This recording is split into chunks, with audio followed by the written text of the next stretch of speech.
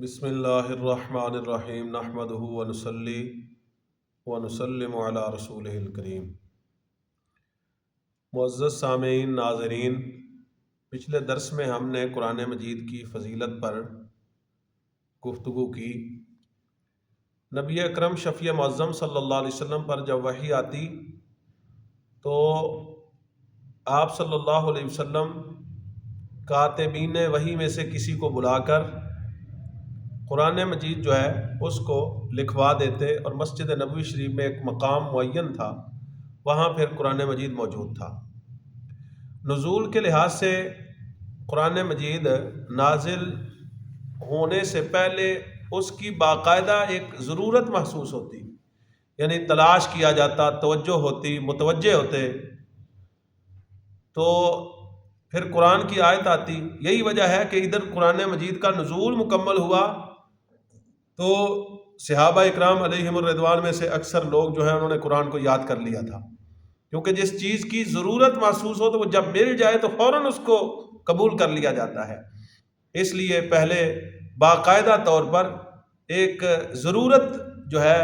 وہ بنتی، پھر قرآن مجید کی آیت آتی اور اس کو پھر فوراً صحابہ اکرام علیہم الرضوان اپنے سینوں میں محفوظ کر لیتے نبی علیہ الصلوۃ والسلام سے سن کر۔ جب نبی علیہ الصلوۃ والسلام کا وصال ہوا، حضرت سیدنا ابو بکر صدیق رضی اللہ تعالیٰ عنہ خلیفہ بنے، تو اس وقت ختم نبوت کے سلسلہ میں جنگ لڑی گئی جس کو جنگ یمامہ کہا جاتا ہے۔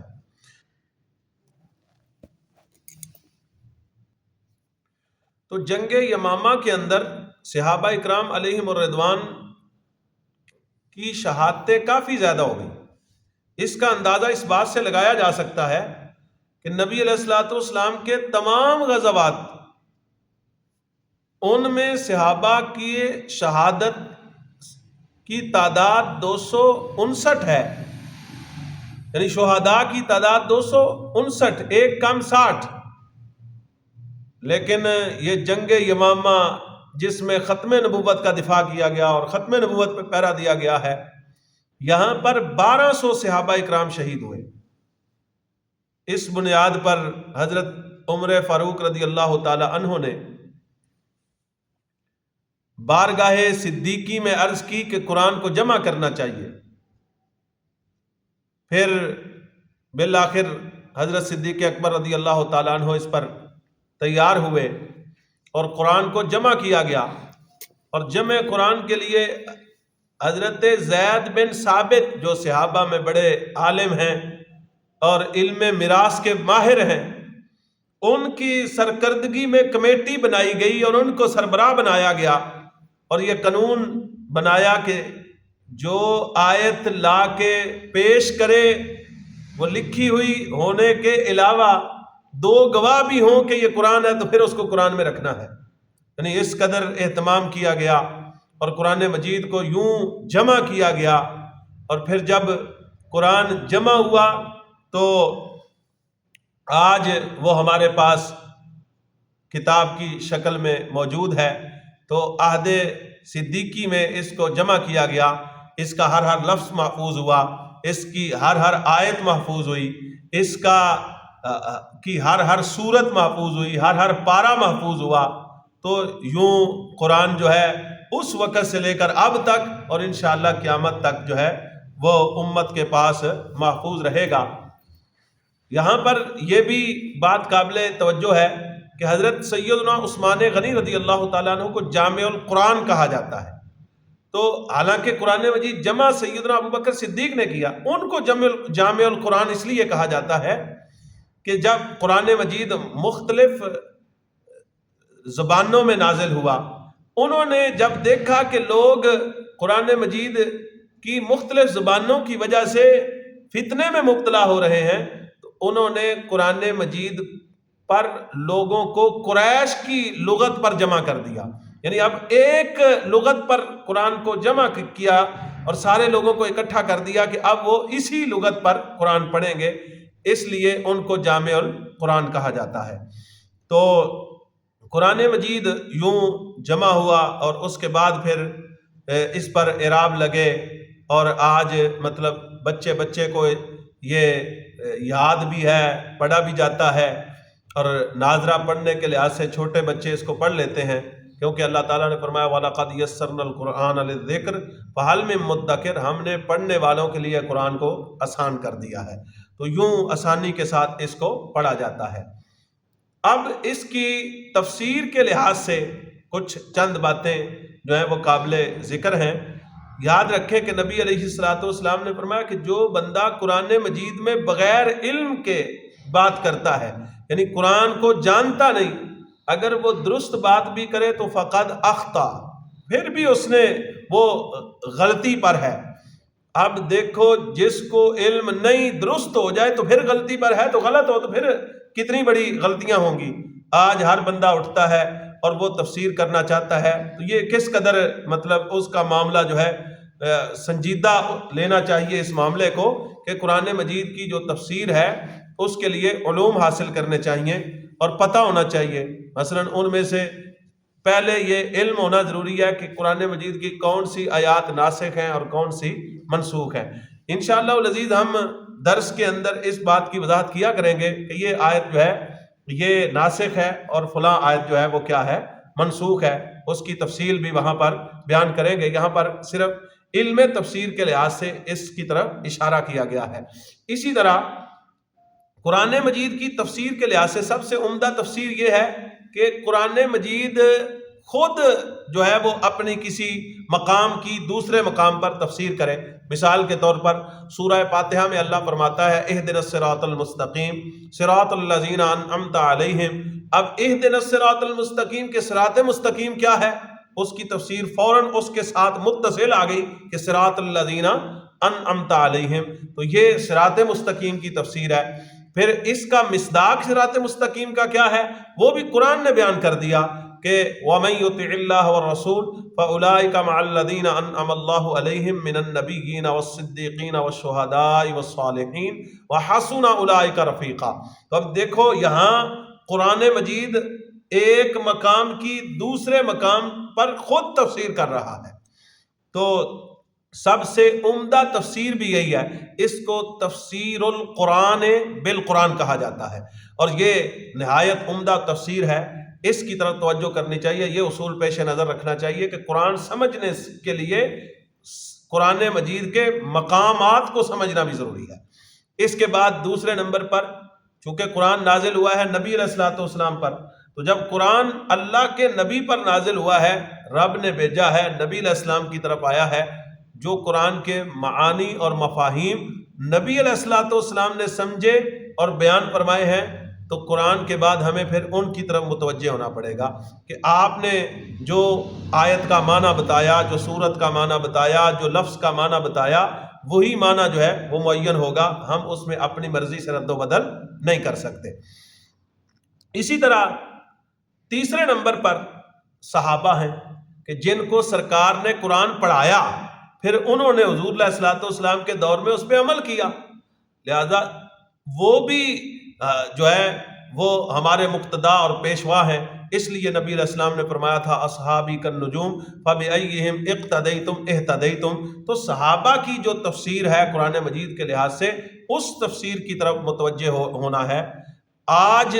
بے راہ روی آئی اس لیے ہے کہ ہر بندہ یہ کہہ رہا ہے کہ جی میری بات مانو، مجھے قرآن سمجھ آیا ہے، میں یہ سمجھا ہوں، میرا یہ مسئلہ ہے، اور قرآن مجھے یہ کہہ رہا ہے، میری طرف آیا ہے۔ تو یہ سب بناوٹی باتیں ہیں۔ اصل بات یہ ہے کہ قرآن سمجھنا ہے تو پہلے قرآن سے سمجھیں، یا صاحب قرآن سے سمجھیں، یا پھر ان سے سمجھیں جنہوں نے سرکار دو عالم صلی اللہ علیہ وسلم کو دیکھا بھی ہے اور قرآن کو نازل ہوتے بھی دیکھا ہے۔ یاد رکھیں جب اس معنی میں صحابہ کا تذکرہ کیا جاتا ہے تو اہل بیت بھی اس میں شامل ہوتے ہیں۔ انہوں نے بھی، یعنی مولا علی رضی اللہ تعالیٰ عنہ، سیدہ طیبہ طاہرہ فاطمہ الزہرا رضی اللہ تعالیٰ عنہ، حسنین کریمین رضی اللہ تعالیٰ عنہما، یہ وہ ہستیاں ہیں کہ انہوں نے بھی براہ راست سرکار سے سیکھا ہے۔ تو آگے امت نے قرآن مجید کے معانی اور مطالب بیان کرنے ہیں تو اسی قانون کے زیر سایہ رہ کے بیان کرنے ہیں۔ اگر کوئی بندہ کہے کہ نہیں میں تفسیر خود کروں گا،